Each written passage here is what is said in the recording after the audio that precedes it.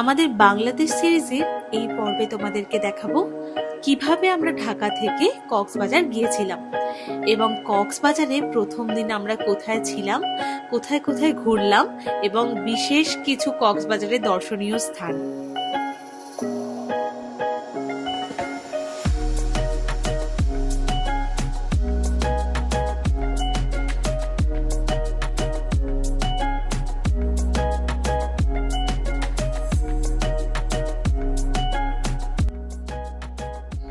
ঢাকা থেকে কক্সবাজার যাওয়ার জন্য আমরা চলে গিয়েছিলাম ঢাকার আরামবাগ বাস স্ট্যান্ডে।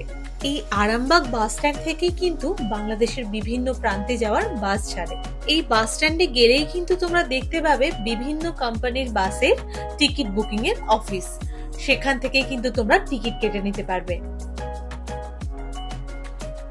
আমাদের কিন্তু আগে থেকে কোনো টিকিট কাটা ছিল না, আমরাও কক্সবাজার যাওয়ার জন্য দিনের দিনে টিকিট কেটেছিলাম। এখানে কিন্তু বিভিন্ন কোম্পানির বাস আছে, যেমন শ্যামলী পরিবহন, গ্রিন লাইন পরিবহন, হেরিটেজ পরিবহন, দোয়েল পরিবহন, হানিফ পরিবহন, সেন্ট মার্টিন হেরিটেজ পরিবহন। আমরা কিন্তু সেন্ট মার্টিন হেরিটেজ পরিবহনেরই টিকিট কেটেছিলাম। সেন্ট মার্টিন হেরিটেজ পরিবহনের বুকিং অফিস থেকে কিন্তু আমরা এই বাসের টিকিট বুকিং করেছিলাম। এই বাসে টিকিট আমাদের পড়েছিল 1200 টাকা জনপ্রতি। এই হচ্ছে আমাদের বাস সেন্ট মার্টিন হেরিটেজের।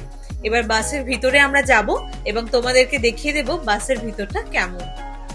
যেমনটা তোমরা দেখতে পাচ্ছ, বাসের ভিতরটা কিন্তু ভীষণই সুন্দর, আর সিটগুলোও ছিল ভীষণ আরামদায়ক।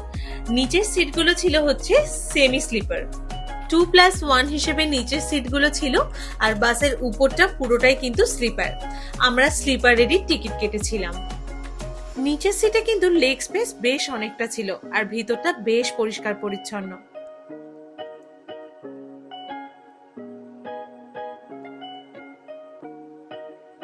আমরা নিজেদের সিটে বসে পড়লাম। বাস কিন্তু একদম রাইট টাইমে ছেড়ে দিল।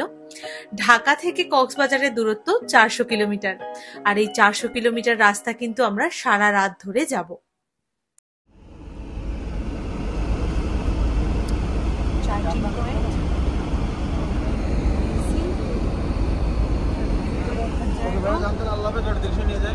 আর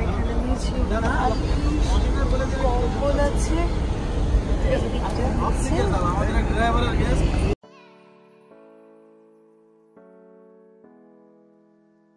ঢাকা থেকে কক্সবাজার যাওয়ার পথে বাস কিন্তু দুবার দাঁড়িয়েছিল, যাতে যাত্রীরা ফ্রেশ হয়ে নিতে পারে। তো প্রত্যেকবারই বাস কিন্তু 20 মিনিট করে বিরতি দিয়েছিল। ভোর ভোর কক্সবাজারে নেমেই আমরা প্রথমে গিয়েছিলাম হোটেল বুক করার জন্য এবং রুম পেলাম এই সি নাইট রিসর্ট বলে হোটেলটিতে। যদিও এই হোটেল কিন্তু আমি একদমই রেকমেন্ড করব না। পার নাইট এই হোটেল রুমের ভাড়া আমাদের পড়েছিল 2500 টাকা। কক্সবাজারে আজ আমাদের প্রথম দিন, আর হোটেলের সামনে থেকেই আমরা এই সিএনজি বুক করে নিলাম। আজ ঘুরে দেখব কক্সবাজারের Himchhari view point, mini Bandarban, Patuartek beach এবং লাল কাঁকড়ার বিচ। এই সমস্ত ভিউ পয়েন্ট নিয়ে রাউন্ড ট্রিপের ভাড়া আমাদের পড়েছিল সিএনজিতে 1500 টাকা। যেহেতু আমাদের সকাল থেকে কিছু খাওয়া হয়নি, তাই প্রথমে দুপুরে খাওয়ার পর্ব সারবো, তারপর ঘুরে দেখবো কক্সবাজার।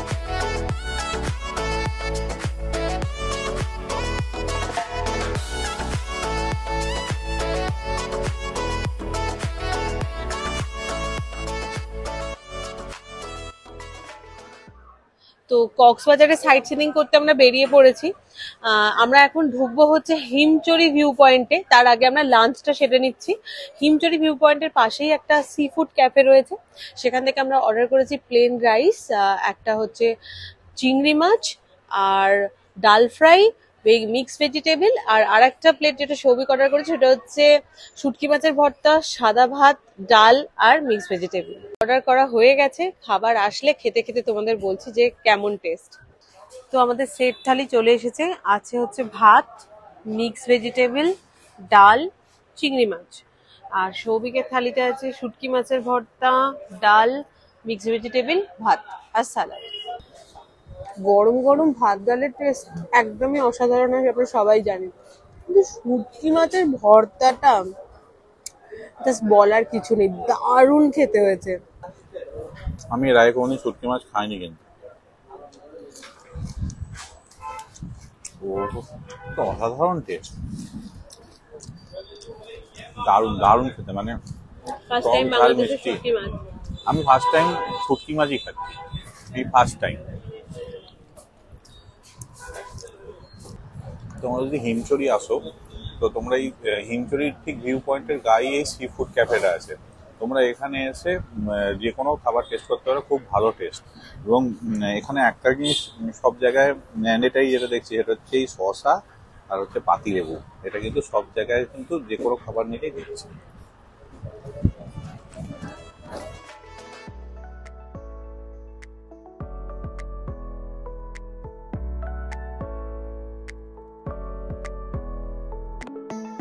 এইবার আমরা যাব আমাদের প্রথম গন্তব্য হিমছড়ি ভিউইং পয়েন্ট বা সানসেট পয়েন্ট দেখতে। এর উপর থেকে কিন্তু দারুণভাবে সমুদ্রটাকে দেখা যায়। এটা হলো হিমছড়ি সানসেট পয়েন্টের এন্ট্রান্স। হিমছড়ি সানসেট পয়েন্টের উপরে কিন্তু উঠতে 10 টাকা করে টিকিট কাটতে হয়। তো আমরাও টিকিট কেটে নিলাম, এবার উপরে উঠবো। তো এখান থেকে এবারে উপরে উঠতে হবে পাহাড়ে, চলো ওঠা যাক।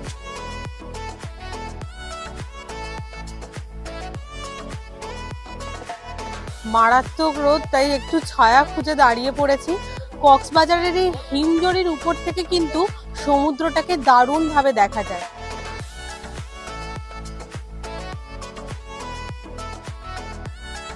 কক্সবাজারে বেশ কয়েকটি বিচ আছে, তার মধ্যে সুগন্ধা বিচ, কলাতলি বিচ এবং লাবণী বিচ কিন্তু উল্লেখযোগ্য।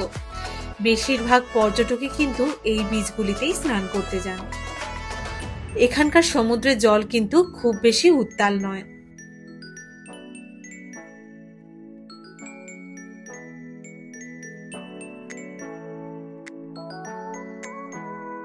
চব্বিশে অক্টোবর যে বিরাট বড় ঝড়টা কক্সবাজারে হয়েছিল, তাতেই কিন্তু আমি যেখানটা দাঁড়িয়ে আছি পুরো ভেঙে পড়ে গেছে।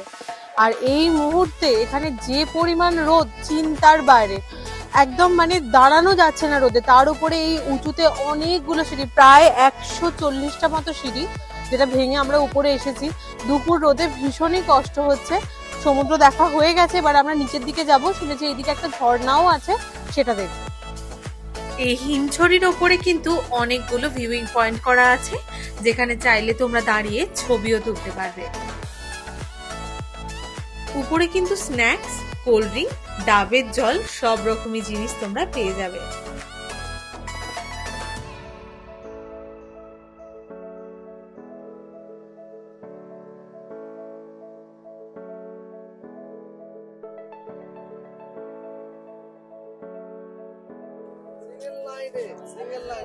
প্রচুর মানুষ সিঁড়ি দিয়ে উঠে ক্লান্ত হয়ে গেছে, বসে একটু রেস্ট নিচ্ছে।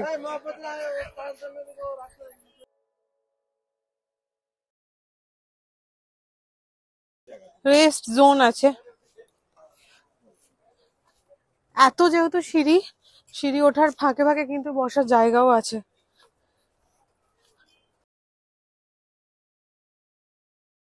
ওপরে ওঠার মুখে কিন্তু লেখাই আছে যে হার্টের যাদের সমস্যা আছে তারা উপরে উঠবেন না। নামাটায় খুব একটা কষ্ট হয় না, উঠতেই কষ্ট বেশি। এই গাছগুলো সব ঝড়ে ভেঙে গেছে, মারাত্মক ঝড় হয়েছে। বিচের ধারেও দেখছিলাম অনেক বিল্ডিং ভেঙে পড়ে আছে। সামনেই বসার জায়গা আছে, যারা উঠতে উঠতে হাঁপিয়ে যাচ্ছেন তারা ওখানে বসতে পারবে। আচ্ছা, এই দিকটা হচ্ছে উপরে ওঠার সিঁড়ি, যেটা থেকে আমরা এইমাত্র নামলাম, আর তার পাশেই হচ্ছে ঝর্ণা যাওয়ার রাস্তা।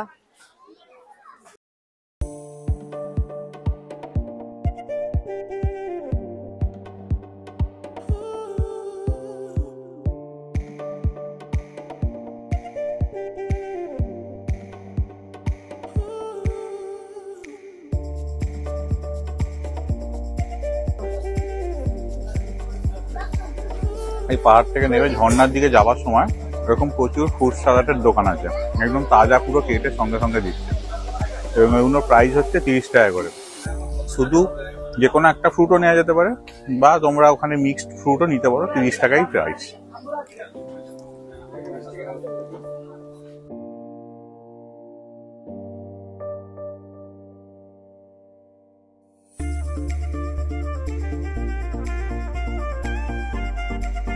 তোমরা পিছনে যে ঝর্ণাটি দেখতে পাচ্ছ এটাই হচ্ছে কক্সবাজারের ঝর্ণা।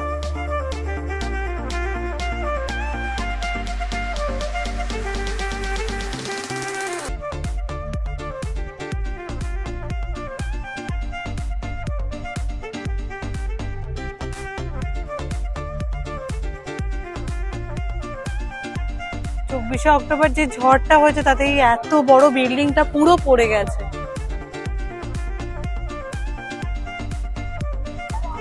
হিমচড়ি আমাদের ঘোরা হয়ে গেল, তোমাদের দেখিয়ে দিলাম। এবার যাব আমরা নেক্সট ভিউইং পয়েন্টে, চলো। তো হিমচড়ির বাইরে যে আমরা সিএনজি বুক করেই তো এসেছি, সেটা পার্কিং করে রাখা হয়েছিল, তার কিন্তু পার্কিং চার্জেস আমাদের দিতে হলো 30 টাকা। কক্সবাজারের বিচ কিন্তু ভীষণই সুন্দর এবং পরিষ্কার পরিচ্ছন্ন। এখানে কিন্তু প্যারাসেলিং আর জেট স্কি রাইডেরও ব্যবস্থা আছে। এই চার্টের মধ্যে কিন্তু দেওয়া আছে কি অ্যাক্টিভিটি করতে কত টাকা লাগে। প্যারাসেলিং করতে কিন্তু এখানে লাগে 2000 টাকা এবং জেট স্কি রাইডে লাগে 1000 টাকা। যেমনটা আমি বলেছিলাম, ঢাকা থেকে কিন্তু প্রচুর বাস আছে কক্সবাজার আসার জন্য। এসি নন এসি নানান ধরনের বাসে কিন্তু তোমরা আসতে পারবে কক্সবাজার। তেমনি ঢাকা থেকে প্লেনে করেও তোমরা কক্সবাজার আসতে পারবে।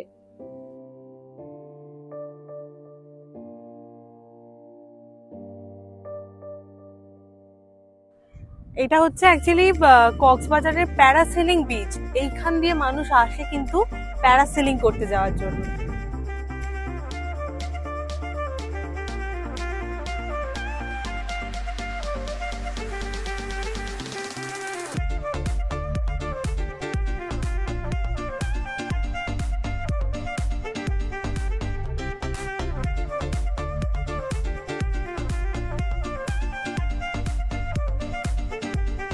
প্যারাসেলিং বিচ থেকে আমরা চললাম মিনি বান্দরবন দেখতে।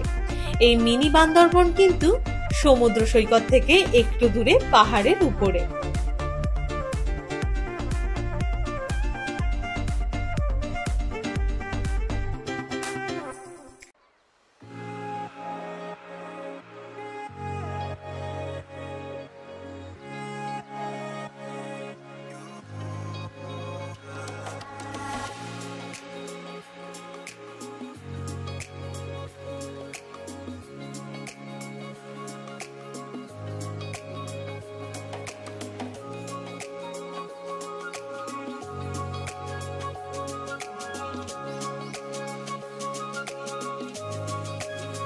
মিনি বান্দরবনের সৌন্দর্য দেখার জন্য কিন্তু একটু পাহাড়ে চড়তে হবে।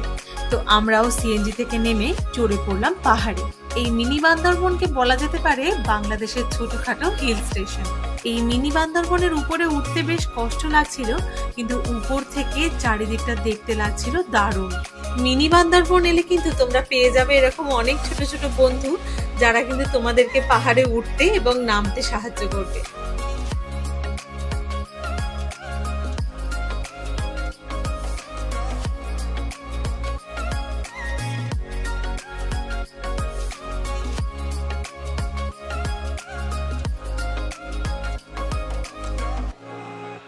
আমি এখন দাঁড়িয়ে আছি মিনি বান্দরবনে। এইখানে পাহাড়ের উপরে কিছুটা উঠলে সমুদ্র আর মায়ানমারের পাহাড় দেখা যায়। জায়গাটা উঠতে একটু কষ্ট, কারণ কোনো সিঁড়ি নেই পার্মানেন্ট, কিন্তু উপরটা ভীষণ সুন্দর, ঠান্ডা ঠান্ডা হাওয়া দিচ্ছে। পাহাড় থেকে নিচের দিকের ভিউটাও কিন্তু খুব সুন্দর, কিন্তু বয়স্ক লোকেদের উঠতে কিন্তু এখানে খুব কষ্ট হবে।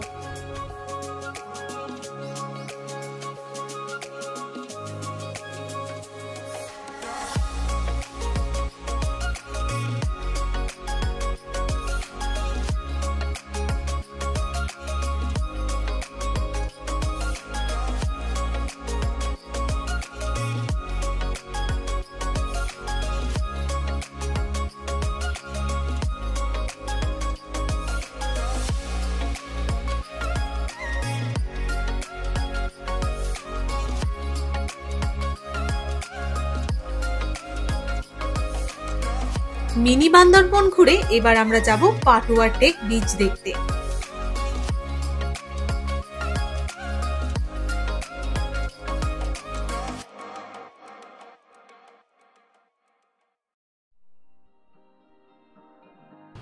এগুলো হচ্ছে ট্যুরিস্ট জিপ, যারা অনেকজন নিয়ে আসবে তারা এই জিপগুলো কিন্তু বুক করে আসতে পারবে।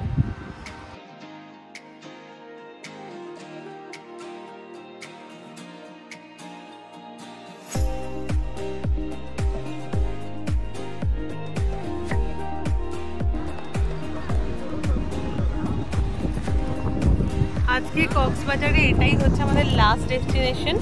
এটা হচ্ছে পাটুয়া টেক বিচ। এখন আমরা যাব বিচে, দারুণ হাওয়া দিচ্ছে, রোদটাও পড়ে আসছে, এই জন্য আরো বেশি ভালো লাগছে। কক্সবাজারের এই বিচ কিন্তু বিশ্বের সব থেকে দীর্ঘতম বিচ। সারা বছরে কিন্তু বাংলাদেশ সহ নানান দেশের মানুষ আসে এই কক্সবাজার ঘুরতে। সমুদ্রের সৌন্দর্য আর স্নিগ্ধতায় মনটা যেন ভীষণ হালকা হয়ে যায় এই সমুদ্র পাড়ে এসে বসলে। আর আমরা পাটুয়া টেক বিচে ঠিক সেই সময় পৌঁছালাম যখন সূর্য অস্ত যাচ্ছে।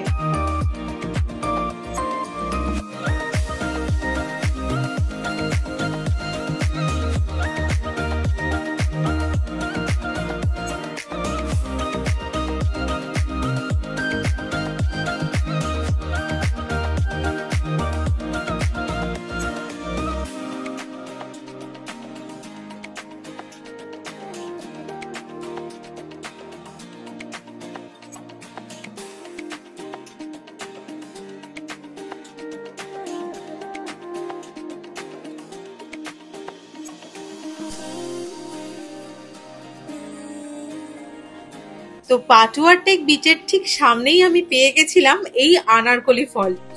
বাংলাদেশে কিন্তু এই আনারকলি ফল বেশ জনপ্রিয়, প্রচুর ভিডিওতে আমি এই ফল দেখেছি। তো আজকে পেয়ে গেছি, অনেকদিন ধরে ইচ্ছা ছিল এর স্বাদ কেমন হয় চেখে দেখার। এই মামাকে বললাম যে একটা আনারকলি ফল মাখিয়ে দিতে, উনি অনেক রকম মশলা দিয়ে একটা ফল আমাকে মাখিয়ে দিলেন। এর দাম পড়লো 20 টাকা। এখন চেখে দেখি যে জিনিসটা ঠিক কেমন।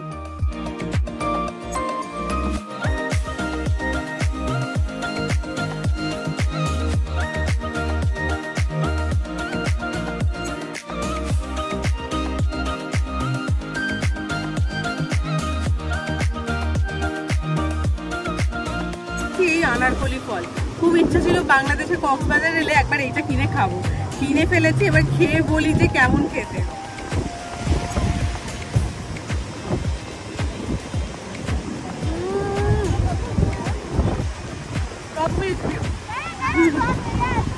দারুণ খেতে।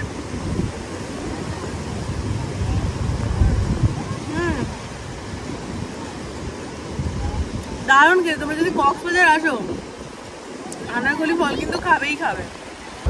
কক্সবাজার সম্পর্কে একটা কথা তোমাদের জানিয়ে রাখি, কক্সবাজার এই বিচ কিন্তু 120 কিলোমিটার বিস্তৃত, আর এই বিচ কিন্তু বিশ্বের সব থেকে বড় বিচ। তো আমরা যেখানে অব্দি এলাম এই বিচের রাস্তা ধরেই তো এলাম। বিচটা কিন্তু ভীষণ পরিষ্কার পরিচ্ছন্ন, কোনো নোংরা নেই কোথাও। এখানে এখন দাঁড়িয়ে আছি, জল একদম সামনেই চলে এসেছে, দেখো। আর এখন কিন্তু সূর্য ডোবার সময় খুব ইচ্ছা আছে আর একটা বিচ যাওয়ার সময় দেখা, সেটা হচ্ছে লাল কাঁকড়ার বিচ।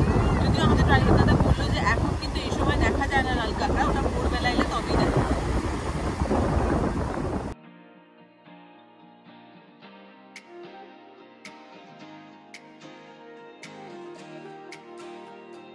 পাটুয়া টেক বিচ ঘুরে সূর্যের আলো থাকতে থাকতেই আমরা চললাম লাল কাঁকড়ার বিচ দেখতে। যদিও এই সময় নাকি লাল কাঁকড়া দেখা যায় না। এই হলো লাল কাঁকড়ার বিচ। ভোরবেলা কিন্তু এখানে প্রচুর লাল কাঁকড়া থাকে, কিন্তু আমরা এই ছোট্ট 2 বন্ধুর দৌলতে একটা লাল কাঁকড়া দেখতে পেয়েছিলাম। লাল কাঁকড়ার বিচে কিন্তু বেশ সুন্দর সুন্দর এই ডিঙিগুলো দেখলাম, এগুলো কিন্তু দারুণ দেখতে লাগছিল।